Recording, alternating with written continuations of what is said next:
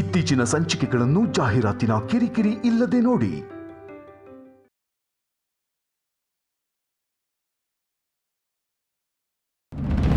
ಈ ಮನೇಲಿ ಎಲ್ರೂ ಅವಳು ಪರಿಚಯ ಮಾಡಿಕೊಟ್ಲು, ಆದರೆ ತನ್ನನ್ನು ತಾನು ಪರಿಚಯ ಮಾಡ್ಕೊಡೋದನ್ನೇ ಮರ್ತ್ಬಿಟ್ಟಿದ್ದಾಳೆ. ಲೀಲಾ, ನೀನು ಈ ಮನೆಗೆ ಏನಾಗಬೇಕು?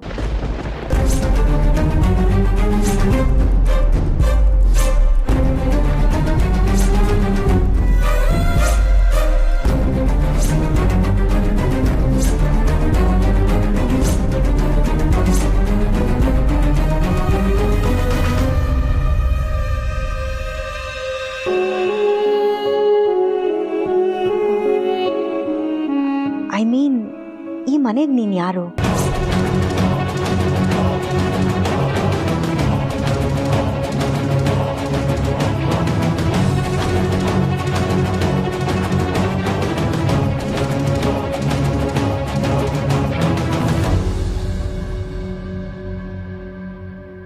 ಲೀಲಾ, ನಾನು ನಿನ್ನನ್ನೇ ಕೇಳ್ತಿರೋದು. ಯಾರು ನೀನು?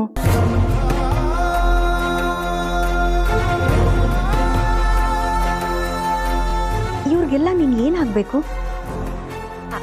ಅದು ನಾನು ಈ ಮನೆಗೆ ಆಗಾಗ ಬರ್ತಿರ್ತೀನಿ ಅಕ್ಕ.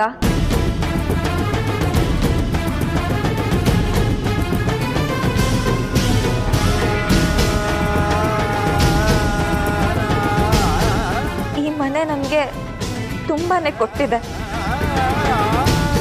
ಈ ಮನೆ ನನಗೆ ಬದುಕು ಕೊಟ್ಟಿದೆ, ಬದುಕೋದನ್ನ ಕಲಿಸ್ಕೊಟ್ಟಿದೆ.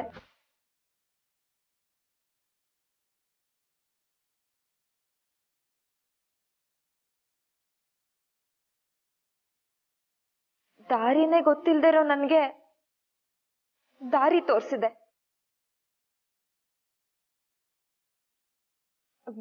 ಬದುಕೋದನ್ನ ಕಲಿಸ್ಕೊಟ್ಟಿದ್ದ ಗುರುನೇ ಏಜೆ.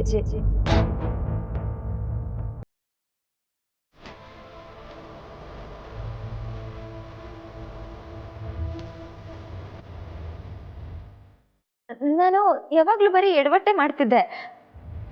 ಅದರಿಂದ ತಿತ್ಕೊಳ್ಳೋದು ಮಾಡಿದ್ದು ಕೂಡ ಏಜೇನೆ.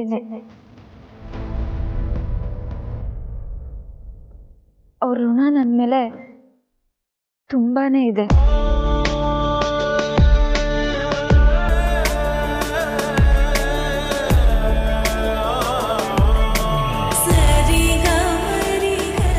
ಅದಕ್ಕೆ ನಾನು ಈ ಮನೆಗೆ ಆಗಾಗ ಬರ್ತಿರ್ತೀನಿ.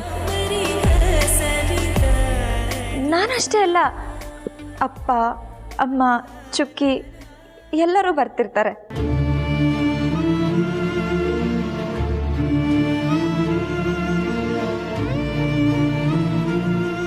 ನಾನಿಲ್ಲಿ ಎಷ್ಟು ದಿನ ಬೇಕಾದರೂ ಇರ್ಬೋದು.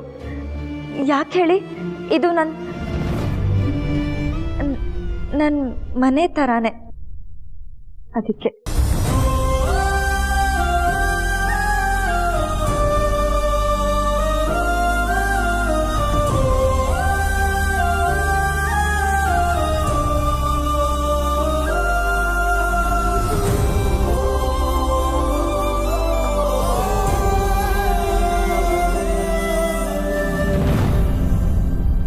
ಇಷ್ಟೆಲ್ಲ ಇದೆ ಅಂತ ನನಗೆ ಗೊತ್ತೇ ಇರಲಿಲ್ಲ ಲೀಲಾ. ಇಷ್ಟು ಒಳ್ಳೆ ಮನಸ್ಸಿರೋ ನಿನಗೆ ಖಂಡಿತ ಒಳ್ಳೇದಾಗುತ್ತೆ. ಸುಮ್ಮನೆ ನನಗೇಕೆ ನೀನಾದೆ ಪರಿಚಯ, ನಡುದಾರಿ ವಿದಾಯ, ಜೀವವಧೆಯ ಶಿಕ್ಷೆಯ, ಬರೀ ನೋವೊಂದೇ ಎದೆಲಿ ಉಳಿತಾಯ ಈ ಕಥೆಲಿ, ಮುಗಿದೋದ ಮೇಲೆ ಎಲ್ಲ ಇನ್ನೇನು ಹೇಳಲಿ.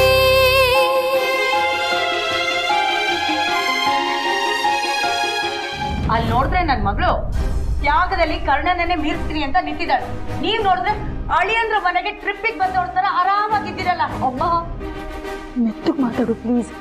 ಏನೇ ಮೆತ್ತಿಗೆ ಮಾತಾಡ್ಲಿ?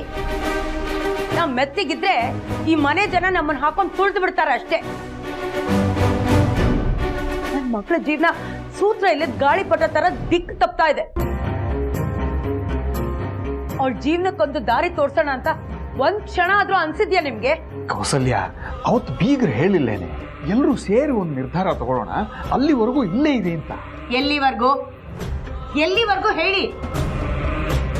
ಲೀಲನ್ ಜೀವನ ಬೀದಿಗೆ ಬರೋವರ್ಗ ಅಥವಾ ಊರ್ ಜನ ಎಲ್ಲ ಸೇರ್ಕೊಂಡು ಮಗಳ ಜೀವನ ನಾಶ ಆಗ್ತಾ ಇದ್ರು ಧರ್ಮರಾಯನ್ ತರ ನೋಡ್ಕೊಂಡು ಕೂತಿದ್ದೀರಲ್ಲ, ನೀವು ಒಬ್ಬ ಅಪ್ಪನ ಅಂತ ಉಗಿತಾರಲ್ಲ ಅಲ್ಲಿವರ್ಗ? ಅಮ್ಮ ನಿಮ್ ಕೈ ಮುಗಿತೀನಿ, ಪ್ಲೀಸ್ ಜೋರಾಗಿ ಮಾತಾಡ್ಬೇಡ. ಇಲ್ಲೇ ಇದ್ರೆ ತುಂಬಾ ಕಷ್ಟ. ಅಪ್ಪ ಬಾ ಅಮ್ಮನ ಮನೆ ಕರ್ಕೊಂಡು ಹೋಗೋಣ. ಹತ್ರ ಬಂದ್ರೆ ಹೆಮ್ಮಾರಿ ಆಗ್ಬಿಡ್ತೀನಿ. ನನ್ನ ಮಗಳ ಜೀವನ ಸರಿ ಮಾಡಿದೆ, ನಾನು ಇಲ್ಲಿಂದ ಹೊರಗಡೆ ಹೋಗೋದು. ಕೌಸಲ್ಯ, ನೀನ್ ಸುಮ್ಮನೆ ಇರೇ.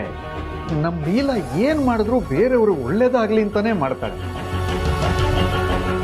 ಇವಾಗ ಅಂತರಂಗೆ ಆರೋಗ್ಯ ಸಮಸ್ಯೆ ಇದೆ ಅಂತ ಸುಮ್ಮನೆ ಇರ್ಬೋದು, ಅದನ್ನ ನೀನು ಬೇರೆ ತರ ಅರ್ಥ ಮಾಡ್ಕೋಬೇಡ್ವೆ. ಅದೇ ನಂಗೆ ಚಿಂತೆ ಆಗ್ತಾ ಇರೋದು. ಎಲ್ಲಿ ನನ್ನ ಮಗಳು ತನ್ನ ಜೀವನನ ದಾರೆ ಎರೆದು ಬರಿಗೈ ಮಾಡ್ಕೊಂಡಿರ್ತಾಳೋ ಅಂತ ಭಯ ಆಗ್ತಾ ಇದೆ ರೀ, ಭಯ ಆಗ್ತಾ ಇದೆ. ಇದನ್ನೆಲ್ಲ ಮನೆ ಗಂಡಸರು ಪ್ರಶ್ನೆ ಮಾಡ್ಬೇಕು, ನೀವು ಮಾಡ್ತಿಲ್ವಲ್ಲ? ಅದಕ್ಕೆ ನಾನೊಂದು ನಿರ್ಧಾರಕ್ಕೆ ಬಂದಿದ್ದೀನಿ. ಏನಮ್ಮ ಅದು? ನಾನೇ ಹೋಗಿ ಅಳಿಯಂದ್ರ ಹತ್ರ ಮಾತಾಡ್ತೀನಿ.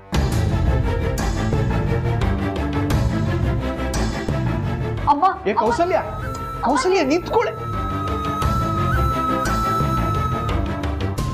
Kausalya, Kausalya, please doctor, this is very important. ನೋಡಿ, ಎಷ್ಟೇ ಖರ್ಚಾದರೂ ಪರವಾಗಿಲ್ಲ, ಅಥವಾ ಎಷ್ಟೇ ಎಕ್ಸ್ಪೀರಿಯನ್ಸ್ ಇರೋ ಸರ್ಜನ್ನ ನೀವು ಸಜೆಸ್ಟ್ ಮಾಡಿದ್ರು ಪ್ರಪಂಚದಲ್ಲಿ ಅವ್ರು ಎಲ್ಲೇ ಇದ್ರು ಕರ್ಕೊಂಡ್ಬರೋದು ಜವಾಬ್ದಾರಿ ನಂದು. ಆದರೆ ನನಗೆ ಅಂತರ ಸರಿ ಹೋಗ್ಬೇಕು. Please doctor. Yeah, thank you. ಅರೆ, ಏನು ಇಷ್ಟೊತ್ತಲ್ಲಿ ಏನ ಮಾತಾಡ್ಬೇಕು? ಇಲ್ಲ ಇಲ್ಲ, ಹಾಗೇನಿಲ್ಲ, ನಡಿ ಕೌಸಲ್ಯ. ನಂಗೆ ಮಾತಾಡೋದಿತ್ತು. ಹೇಳಿ. ಇಲ್ಲ ಸರ್, ಬರೀ ಕೆಲ್ಸಕ್ಕೆ ಬರದೇ ಇರೋ ಮಾತುಗಳಷ್ಟೇ, ಏನಿಲ್ಲ. ನೀವು ರೆಸ್ಟ್ ಮಾಡಿ ಸರ್. ಕೌಸಲ್ಯ ನಡಿಯೇ. ಸುಮ್ನಿರ್ರಿ. ನಿಮ್ ಜವಾಬ್ದಾರಿ ಇಲ್ಲ ಅಂದ್ರೆ ನಂಗೂ ಇಲ್ಲ ಅನ್ಕೊಂಡ್ರ? ಬಂದಿದ್ದೀನಿ, ಹೇಳ್ಬಿಟ್ಟೆ ಹೋಗ್ತೀನಿ. ಏನಾಯ್ತು ಹೇಳಿ. ನೀವೇನೋ ದೊಡ್ಡ ಮನುಷ್ಯರು, ಆರಾಮಾಗಿರ್ತೀರ. ಆದ್ರೆ ನಾವು ಹೆಣ್ಣು ಹೆತ್ತೋರು, ನಾವೇನ್ ಮಾಡ್ಬೇಕು ಹೇಳಿ? ನೀವು ಯಾವ್ದ್ರ ಬಗ್ಗೆ ಹೇಳ್ತಾ ಇದ್ದೀರಾ? ಕೇಳಿಸ್ಕೊಂಡ್ರ ರೀ? ನೀವ್ ಕೇಳಿಸ್ಕೊಂಡಿಲ್ಲನ ನಾನು ಇನ್ನೊಂದ್ಸಲ ಹೇಳ್ತೀನಿ, ಕೇಳಿಸ್ಕೊಳ್ಳಿ. ಯಾವ್ದ್ರ ಬಗ್ಗೆ ಅಂತ ಕೇಳ್ತಾ ಇದ್ದಾರೆ. ಅಲ್ಲ, ಇಷ್ಟೊತ್ತಲ್ಲಿ ಅಳಿಯಂದ್ರ ಹತ್ರ ಅತ್ತೆ ಮಾತಾಡೋದಕ್ಕೆ ಬಂದಿದ್ದಾರೆ ಅಂದ್ರೆ ಅದು ಮಗಳ ಬಗ್ಗೆ ಅಂತಾನೂ ಗೊತ್ತಾಗಲ್ವಾ? ಅದ್ರ ಅರ್ಥ ಏನ್ ಹೇಳಿ? ಕೌಸಲ್ಯ, ಸುಮ್ಮನೆ ಇರೇ. ನಿನ್ನ ಮಾತಿಂದ ಒಬ್ಬರಿಬ್ಬರಿಗೆಲ್ಲ ಇಡೀ ಮನೆಯವರಿಗೆಲ್ಲ ನೋವಾಗುತ್ತೆ ಕಣೆ, ಸುಮ್ಮನೆ ಇರೇ. ಒಂದು ನಿಮಿಷ, ಅವ್ರೇನೋ ಹೇಳಬೇಕು ಅಂತ ಹೇಳಿ. ಹೇಳ್ದೆ ಇನ್ನೇನ್ ಮಾಡ್ಲಿ? ಎಲ್ಲಾನು ಹೇಳ್ಬಿಟ್ಟೆ ಹೋಗೋದು ಇಲ್ಲಿಂದ. ನಾನ್ ಸುಮ್ನೆ ಹೋಗಲ್ಲ, ನ್ಯಾಯ ತಗೊಂಡೇ ಹೋಗ್ತೀನಿ. ಅಲ್ಲ ಅಳಿಯಂದ್ರೆ, ಇಷ್ಟೆಲ್ಲ ಆಯ್ತಲ್ಲ, ಮುಂದೇನು? ಈ ಮನೇಲಿ ನನ್ ಮಗಳ ಗತಿ ಏನು? ನಿಮ್ ಜೀವನದಲ್ಲಿ ಅವಳ ಸ್ಥಾನ ಏನು?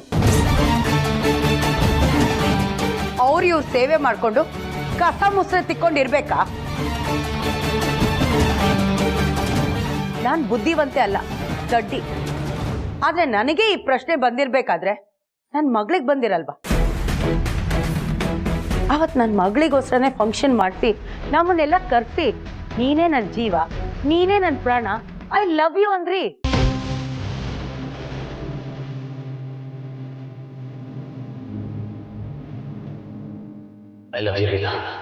ಮತ್ತೊಂದಿನ ಮುಹೂರ್ತ ಇಟ್ಟಿದೀವಿ, ಮದ್ವೆಗೆ ಬನ್ನಿ ಅಂದ್ರಿ. ಮದ್ವೆಲಿ ಸಂಭ್ರಮನೋ ಸಂಭ್ರಮ.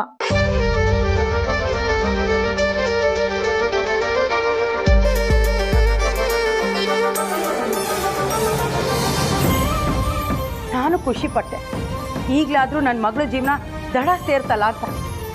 ಆದ್ರೆ ಕೊನೆಗೆ ಆಗಿದ್ದೇನು?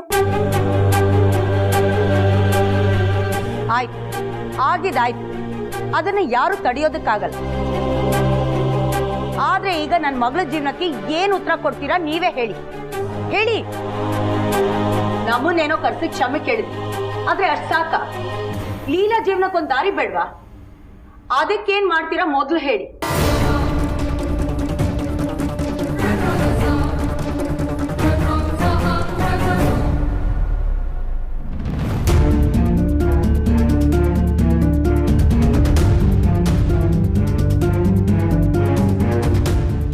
ಅಕ್ಕ, ನಮ್ಮ ಅಪ್ಪ ಅಮ್ಮನ ಮೇಲೆ ಆಣೆ ಮಾಡಿ ಹೇಳ್ತೀನಿ, ನೀವು ಎಜೆ ಗಂಡ ಹೆಂಡತಿ, ಈ ಮನೆಯವರೆಲ್ಲ ನಿಮ್ಮವರು. ಪ್ಲೀಸ್ ನನ್ನ ಮಾತು ನಂಬಿ ಅಕ್ಕ, ಪ್ಲೀಸ್. ಅಕ್ಕ ಅಕ್ಕ, ಈ ಫೋಟೋಸು ವಿಡಿಯೋಸ್ ಎಲ್ಲ ನೋಡಿದ್ರಾ? ಇಲ್ಲ ಲೀಲಾ, ಯಾಕೋ ನೋಡಬೇಕು ಅಂತ ಅನಿಸ್ಲಿಲ್ಲ, ಅದಕ್ಕೆ ನೋಡಲಿಲ್ಲ. ನೋಡಬೇಕು ಅಂತ ಅನಿಸ್ಲಿಲ್ವಾ? ಅಕ್ಕ, ನೀವು ನೋಡ್ತಾ ಹೋದ್ರೆ ನಿಮ್ಮ ಟೆನ್ಷನ್ ಎಲ್ಲ ಹಾರೋಗ್ಬಿಡುತ್ತೆ. ನೋಡಿ ಅಕ್ಕ, ತಗೊಳ್ಳಿ, ನೀವು ಇದನ್ನ ಮಾತ್ರ ಮಿಸ್ ಮಾಡಬೇಡಿ. ನಿಮಗೆ ಮನಸ್ಸಿಲ್ಲ ಅಂದರೂ ನೀವು ನೋಡ್ತಾ ಹೋಗಿ, ಆಗ ನಿಮಗೆ ಗೊತ್ತಾಗುತ್ತೆ ನಾವು ಸುಳ್ಳು ಹೇಳ್ತಿದ್ದೀವೋ ಅಥವಾ ಮೋಸ ಮಾಡ್ತಿದ್ದೀವೋ ಅಂತ. ಅಯ್ಯೋ ಲೀಲಾ, ನಾನು ಹಾಗೆಲ್ಲ ಏನು ಅಂದ್ಕೊಂಡಿಲ್ಲ. ಇಲ್ಲ ಅಕ್ಕ, ನಿಮ್ಮ ಜಾಗದಲ್ಲಿ ನಾನಿದ್ದು ನನಗೂ ಏನೂ ನೆನ್ಪು ಬರ್ತಿರಲಿಲ್ಲ ಅಂದರೆ ನಾನು ಹೀಗೆ ಅನ್ಕೋತಾ ಇದ್ದೆ. ಈಗ ನಿಮಗೆ ಸತ್ಯ ಗೊತ್ತಾಗಬೇಕು ಅಂದರೆ ನಿಮ್ಮ ಮನಸ್ಸಲ್ಲಿರೋ ಪ್ರಶ್ನೆಗೆಲ್ಲ ಉತ್ತರ ಸಿಗಬೇಕು. ಅದಕ್ಕೆ ನೀವು ಇದನ್ನು ನೋಡಲೇಬೇಕು. ದಯವಿಟ್ಟು ನೋಡಿ ಅಕ್ಕ, ಪ್ಲೀಸ್. ಅದು ಸರಿ, ನೀನು ಯಾಕೆ ಇಷ್ಟೊಂದು ಒತ್ತಾಯ ಮಾಡ್ತಿದ್ಯಾ? ನಾನು ಯಾಕೆ ಇಷ್ಟು ಒತ್ತಾಯ ಮಾಡ್ತಿದ್ದೀನಿ ಅಂದರೆ, ಜಗತ್ತಲ್ಲಿ ಎಲ್ಲರೂ ಪ್ರೀತಿ ಮಾಡ್ತಾರೆ, ಆದರೆ ಪ್ರೀತಿಗೆ ಒಂದು ಲಿಮಿಟ್ ಇರುತ್ತೆ. ಲಿಮಿಟ್ಲೆಸ್ ಆಗಿ ಹೇಗೆ ಪ್ರೀತಿ ಮಾಡ್ತಾರೆ ಅಂತ ನೀವು ತಿಳ್ಕೋಬೇಕು ಅಂದರೆ ನೀವು ಇದನ್ನ ನೋಡಲೇಬೇಕು ಅಕ್ಕ. ನಿಜವಾದ ಪ್ರೀತಿ ಅಂದರೆ ಏನು ಅಂತ ತಿಳ್ಕೋಬೇಕು ಅಂದರೆ ನೀವು ಈ ಸಿಡಿನ ನೋಡಲೇಬೇಕು ಅಕ್ಕ. ಈ ಜೋಡಿನ ನೋಡಿ ನನಗೂ ಇದೇ ಥರ ಜೋಡಿ ಬೇಕು ಅಂತ ಎಲ್ಲರೂ ಆಸೆ ಪಡುವಂಥ ಜೋಡಿ ಇದು. ಆ ಜೋಡಿನೇ ನೀವು ಮತ್ತೆ ಏಜೆ. ನೀವು ಈ ಫೋಟೋಸು, ಈ ಸಿಡೀಸ್ ಎಲ್ಲ ನೋಡಿಬಿಟ್ಟು ಯಾವಾಗ ಏಜೆನ ಒಪ್ಕೋತೀರಾ ಅಂತ ಅವ್ರು ಕಾಯ್ತಾ ಇದ್ದಾರೆ. ನೀವು ಇದನ್ನ ನೋಡಿದ ನೆಕ್ಸ್ಟ್ ಮೂಮೆಂಟೇ ಏಜೆ ಅವ್ರನ್ನ ಒಪ್ಕೋತೀರಾ ಅಲ್ವಾ ಅಕ್ಕ?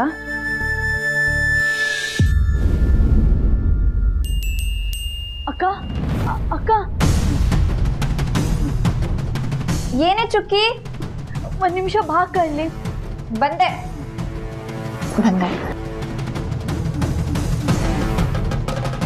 ಏನ ಅಕ್ಕ, ಅದು ಅಮ್ಮ ಭಾವನ ಜೊತೆ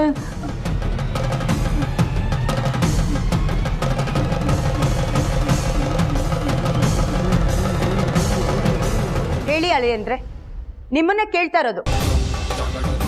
ಉತ್ತರ ಇಲ್ವಾ ಅಥವಾ ಕೊಡೋದಕ್ಕೆ ಇಷ್ಟ ಇಲ್ವಾ? ಇವತ್ತೆರಡರಲ್ಲಿ ಒಂದು ತೀರ್ಮಾನ ಆಗ್ಲೇಬೇಕು. ಅಮ್ಮ, ಇನ್ನೊಂದು ಮಾತಾಡಿದ್ರು ನಾನು ಸುಮ್ಮನಿರಲ್ಲ. ನಾನು ಎಷ್ಟು ಹೇಳಿದ್ರು ನಿನ್ ಬುದ್ಧಿ ತೋರಿಸ್ಬಿಟ್ಟಿಯಲ್ಲ. ಅಲ್ಲ ಕಣೆ, ಮಾತಾಡ್ಬೇಡ ನೀನು. ನೀನು ಅಂದ್ಕೋಬೇಡಿ, ಅಮ್ಮಂಗೆ ಗೊತ್ತಾಗ್ಲಿಲ್ಲ, ಏನೇನೋ ಮಾತಾಡ್ಬಿಡ್ತಾಳೆ. ನೀವು ಅವ್ರ ಮಾತನ್ನ ಮನ್ಸಿಗೆ ಹಚ್ಕೋಬೇಡಿ.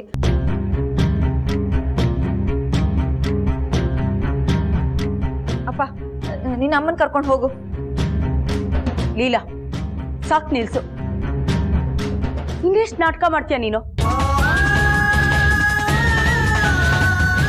ನಾನು ನಿಂಗೆ ಎಷ್ಟೆಲ್ಲ ಅನ್ಯಾಯ ಮಾಡಿದ್ದೀನಿ, ಆದ್ರೂ ಅದನ್ನೆಲ್ಲ ಸಹಿಸ್ಕೊಂಡು ಅಮ್ಮ ಅಂತ ಪ್ರೀತಿಸ್ತೀಯ. ಈಗಲೂ ನೀನ್ ಪ್ರೀತಿ ಮಾಡ್ತಾ ಇದ್ಯಾ? ನಿನಗೆ ಅನ್ಯಾಯ ಆಗ್ಬಾರ್ದು ಅಂತ ಕೇಳ್ತಾ ಇದ್ದೀನಿ ಅಷ್ಟೇ. ನಿನ್ ಗಂಡನ ಬಾಯಿ ತುಂಬಾ ಅಳಿಯಂದ್ರೆ ಅಂತ ಕರಿತಾ ಇದ್ದವರು ಇವತ್ತು ಸರ್ ಅಂತ ಕರಿತಾ ಇದ್ರೆ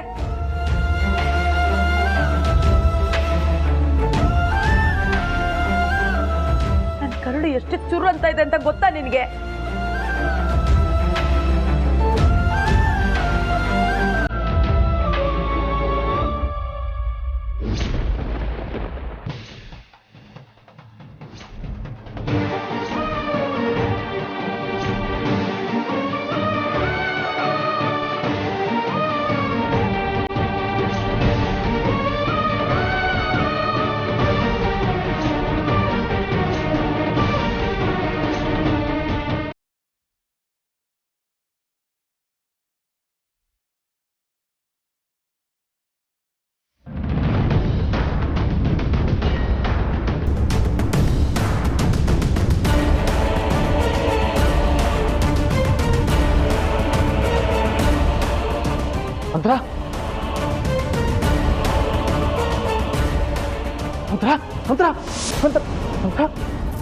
ಮಂತ್ರ ಕೌಸಲ್ಯ ಅರೆ ರೀ ಮಂತ್ರ ಮಂತ್ರ ಮಂತ್ರ ಕಂಡ್ಬಿಡು ಮಂತ್ರ ಮಂತ್ರ.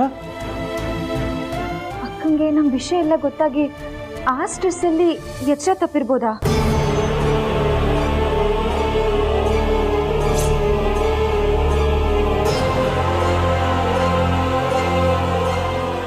ಮಂತ್ರ ಮಂತ್ರ ನೀರ ನೀರು ತಗೊಂಬ ಮಂತ್ರ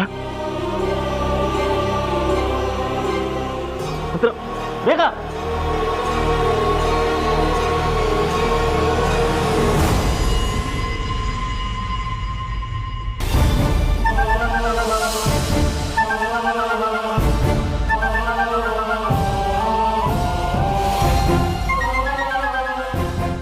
ಇದನ್ನು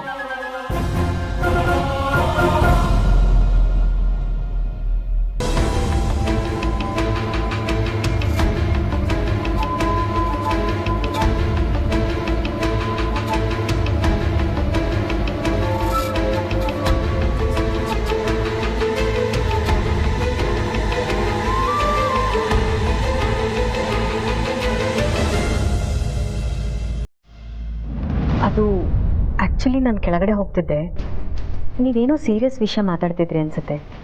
ಡಿಸ್ಟರ್ಬ್ ಆಯ್ತಾ?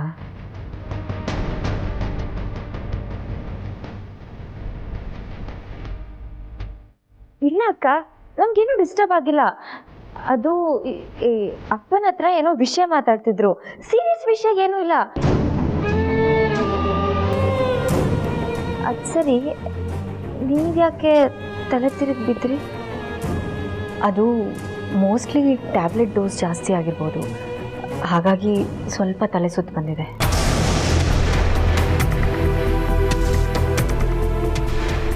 ನೀವು ಇಲ್ಲೇ ರಿಲ್ಯಾಕ್ಸ್ ಮಾಡಿ, ನಾನು ಡಾಕ್ಟ್ರನ್ನ ಕಳಿಸ್ತೀನಿ. ಇಲ್ಲ ಪರವಾಗಿಲ್ಲ, ನಾನು ಕೆಳಗಡೆ ಹೋಗ್ತೀನಿ.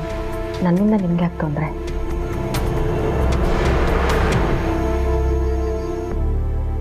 ನಾನೇ ಹೋಗ್ತೀನಿ, ದಟ್ಸ್ ಓಕೆ.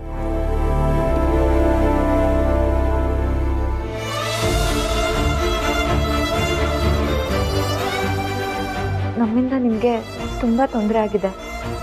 ಪ್ಲೀಸ್ ನೀವು ನೊಂದ್ಕೋಬೇಡಿ. ಅಮ್ಮನಿಗೆ ನಾನು ಸಮಾಧಾನ ಮಾಡ್ತೀನಿ. ಅಮ್ಮನ ಪರವಾಗಿ ನಾನು ನಿಮಗೆ ಕ್ಷಮೆ ಕೇಳ್ತೀನಿ. ಪ್ಲೀಸ್ ಕ್ಷಮಿಸ್ಬಿಡಿ.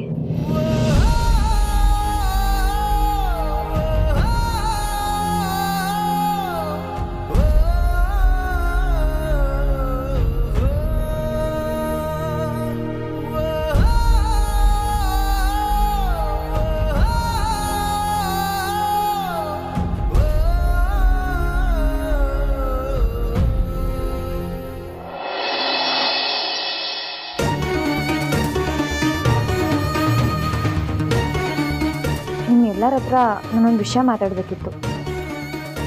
ಹೇಳಮ್ಮ.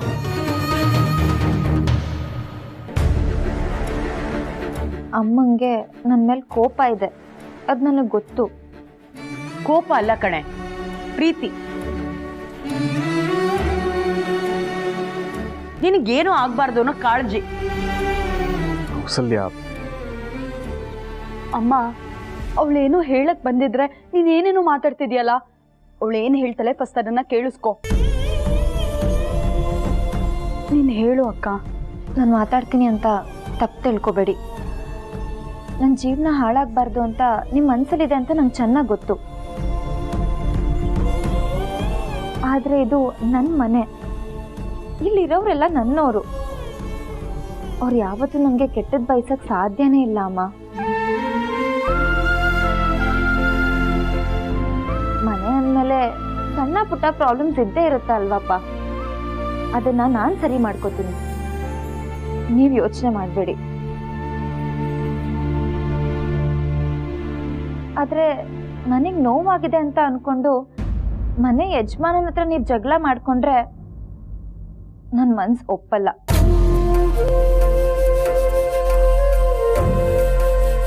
ನೋಡಿ, ಹೊರಗಡೆ ಜಗತ್ತಿಗೆ ಏಜೆ ತಪ್ಪು ಮಾಡಿರ್ಬೋದು ಅಂತ ಅನ್ಸ್ಬೋದು, ಆದರೆ ವಿಧಿ ಇದೆಯಲ್ಲ, ಆ ವಿಧಿ ಮಧ್ಯೆ ಸಿಕ್ಕಾಕೊಂಡು ಅವ್ರು ಎಷ್ಟು ಕಷ್ಟಪಡ್ತಿದ್ದಾರೆ, ಎಷ್ಟು ನೋವಲ್ಲಿದ್ದಾರೆ ಅಂತ ನನಗೆ ಗೊತ್ತು.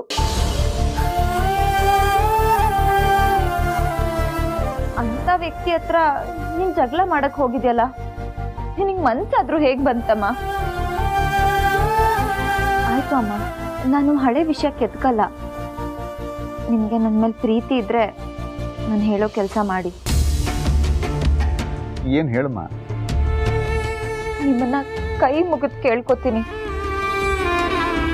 ಪ್ಲೀಸ್ ಅಪ್ಪ, ಅಮ್ಮನ್ನ ಮನೆಗೆ ಕರ್ಕೊಂಡು ಹೋಗು.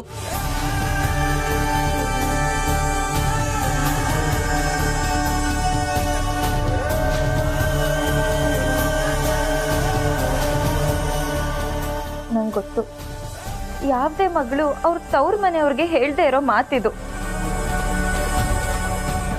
ಆದ್ರೆ ನಾನು ಏನು ಮಾಡಲಿ? ನಾನು ಯಾರಿಗೇನೇ ಹೇಳಿದ್ರು ಯಾರು ಅರ್ಥ ಮಾಡ್ಕೊಳ್ಳಲ್ಲ.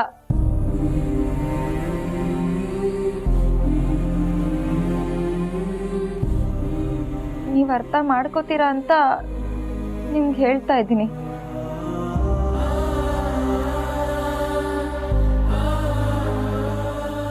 ನಿಮ್ಗಾಗ್ತಿರೋ ನೋವಿಗೆ ಎಲ್ಲ ಪಾಪನೂ ನನಗೆ ಬರಲಿ. ಆದ್ರೆ ಈಗಾಗಲೇ ನೊಂದಿರೋ ಮನೆಗೆ ಮತ್ತೆ ನಿಮ್ಮಿಂದ ನೋವಾಗಬಾರ್ದು. ಅದೊಂದೇ ಒಂದು ಉದ್ದೇಶ ಅಮ್ಮ.